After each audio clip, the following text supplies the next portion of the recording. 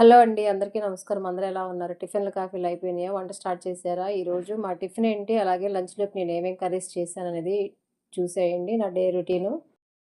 రేపు ఉదయం టిఫిన్ కోసమని ముందు రోజు నైటు 2 కప్పులు జొన్నలు, ఒక గిన్నెలోనే ఒక కప్పు మినపప్పు నానబెట్టాను. జొన్న ఇడ్లీ ఏద్దామని. సమ్మర్ అన్ని రోజులు అంతకు ముందు కూడాను ఈ జొన్నలు, రాగులతో, మిల్లెట్స్‌తో కలిపి జావా లేదా రాగులు పిండి పట్టించి రాగి సంకటి అట్లా చేస్తూ వచ్చాను. ఒక నెల నుంచి మిల్లెట్స్ వాడట్లేదనమాట. అందుకని చెప్పేసి జొన్నలు నానబెట్టాను. ఇవి శుభ్రంగా కడుక్కొని 4 గంటలు నానిన తర్వాత ఇప్పుడు మిక్సీ పడుతున్నాను ఇడ్లీ పిండిలోకి. ముందుగా జొన్నలు మిక్సీ పట్టాను. కొంచెం బరక బరకగా అవి నైట్ అంతా నానతాయి కాబట్టి ఫర్మెంట్ అయ్యిద్ది కాబట్టి ఉదయానికి ఉడికితే మెత్తగా ఉంటది. తర్వాత ఈ మినపప్పు కూడా గ్రైండ్ చేసేసి ఇక 2 కలిపేసి పక్కన పెట్టాను. ఈ జొన్నలు ఏదో ఒక విధంగా తింటా ఉంటే జాయింట్ పెయిన్స్ తగ్గుతాయి. తర్వాత వెయిట్ లాస్ కూడా తొందరగా అవుతారు. నేను గత కొన్ని సంవత్సరాలుగా జొన్నలు, రాగులు వాడుతూనే ఉన్నాను. ఒక 2 నెలలు, ఒక నెల గ్యాప్ ఇచ్చినా కంటిన్యూస్‌గా వాడుతూనే ఉన్నాను. ముఖ్యంగా సిజేరియన్స్ చేసిన వాళ్ళు ఎక్కువగా వాడుతా ఉంటే పెయిన్స్ తగ్గుతాయి. తర్వాత బోన్స్ కూడా బాగా స్ట్రాంగ్ అవుతాయి. ఇది పిండి నైట్ అంతా ఫర్మెంట్ అయింది, పొంగిందనమాట. ఇక రుచికి సరిపడా సాల్ట్ కలిపేసి ఇంకా కొంచెం వాటర్ కలిపి ఇడ్లీలు వేస్తున్నాను. ఈ ఇడ్లీలు ఒక్కొక్కళ్ళు ఒక్కొక్క రకంగా చేస్తారు. ఒక్కొక్కళ్ళేమో అటుకులు కలుపుతారు. లేదా కొంతమంది జొన్నల్ని రవ్వలాగా పట్టించి కలుపుతారు. లేదా కొంతమంది ఇందులో ఇడ్లీ రవ్వ కలుపుతారు. నేనైతే ఇలాగే చేస్తున్నాను.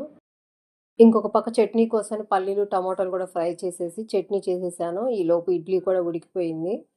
టిఫిన్ చేసిన తర్వాత మామూలే కదండీ! ఇంట్లో చిన్న చిన్న పనులు ఊడవటం, కడగటం అన్నీ క్లియర్ అయిన తర్వాత వంట స్టార్ట్ చేయాలి లంచ్‌కి.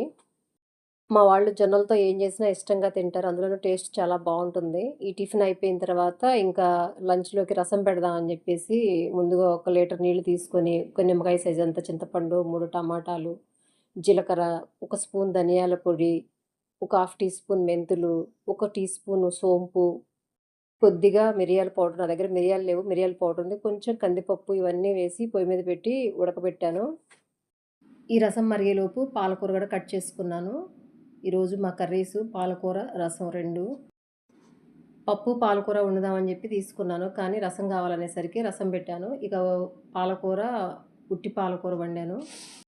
ఈ టమాటాలు, చింతపండు బాగా పిసికేసి, పిప్పి తీసేసి ఇక రసం తాలింపు పెట్టుకోవటమే. చాలామంది రెగ్యులర్‌గా వీడియోస్ పెట్టొచ్చు గదా! డైలీ కుకింగ్ పెట్టొచ్చు గదా! అని జెప్పేసి అడుగుతున్నారు. నాకు ఒక్కొక్కసారి కుదురుతది, ఒక్కొక్కసారి కుదరదు. పని వల్ల వీడియోస్ ఒక్కొక్కసారి తీయలేను. అందువల్ల వీడియోస్ కూడా సరిగ్గా పెట్టట్లేదు. నాకు వీలు పడితే రెగ్యులర్‌గా పెట్టడానికి ట్రై జేస్తాను. రసం మనం ఎలా పెట్టినా ఫైనల్‌గా వేసే తాలింపే టేస్టు రసానికి. ఇది ఫ్రై అయిపోయిన తర్వాత ఇందాక మనం పిసికి పెట్టుకున్న రసం ఏదైతే ఉందో ఇది తాలింపులో వేసేసుకొని ఒక 5 నిమిషాలు లేదా 10 నిమిషాలు మరగబెట్టుకుంటే రెడీ అయిపోద్ది. చివరిగా రుచికి సరిపడా ఉప్పేసుకొని, ఇంకొక 10 నిమిషాలు మరగబెట్టుకొని ఇక దించేసుకోవటమే రసం. ఇది బాగా మరిగిపోయింది. కొత్తిమీర వేసుకొని స్టవ్ ఆఫ్ చేశాను. మంచి స్మెల్ వస్తుంది మరిగే కొంది. ఇది అయిపోయిన తర్వాత పాలకూర కూడా తాలింపు పెట్టేశాను. పాలకూరలోకి ఉల్లిపాయలు ఎక్కువగా పెద్ద పెద్దగా కట్ చేసుకొని, అందులోకి వెల్లుల్లిపాయలు కూడా ఎక్కువేసుకొని, పచ్చిమిరపకాయలు ఎక్కువేసుకుంటే అది మంచి టేస్ట్ వస్తది.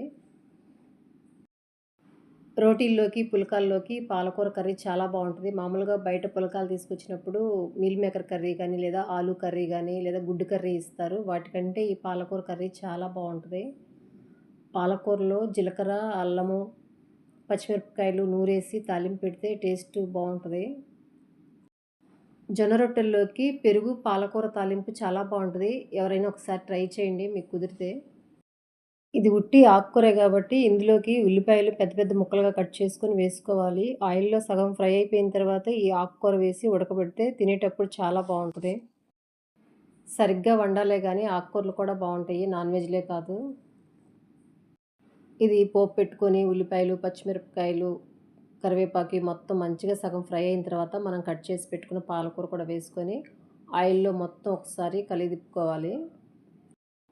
పాలకూరతో చాలా వెరైటీస్ చేసుకోవచ్చు. పాలకూర పెసరపప్పు ఫ్రై, పాలకూర పచ్చిశనగపప్పు ఫ్రై, పాలకూర పప్పు, పాలకూర పులుసు కూర, పాలకూర పకోడీ ఇట్లా ఎలా చేసినా కూడా పాలకూర చాలా టేస్ట్‌గా ఉంటది. తోటకూర కంటే పాలకూర చాలా టేస్ట్‌గా ఉంటది. ఇది వేసుకొని మొత్తం ఒకసారి కలిదిప్పుకోవాలి. ఆకుకూరలు ఎప్పుడైనా సరే మూత పెట్టకుండా వండుకుంటే కలర్ మారకుండా చూడటానికి చాలా బావుంటది. వాస్తవానికి ఈరోజు 2 కట్టలు తీసుకున్నాను. ఒకటి పప్పులో పెట్టేసి, ఒకటి పకోడీ వేద్దామని. కానీ పప్పు క్యాన్సిల్ అయిపోయింది. ఇక మొత్తం కర్రీనే చేసేస్తున్నాను.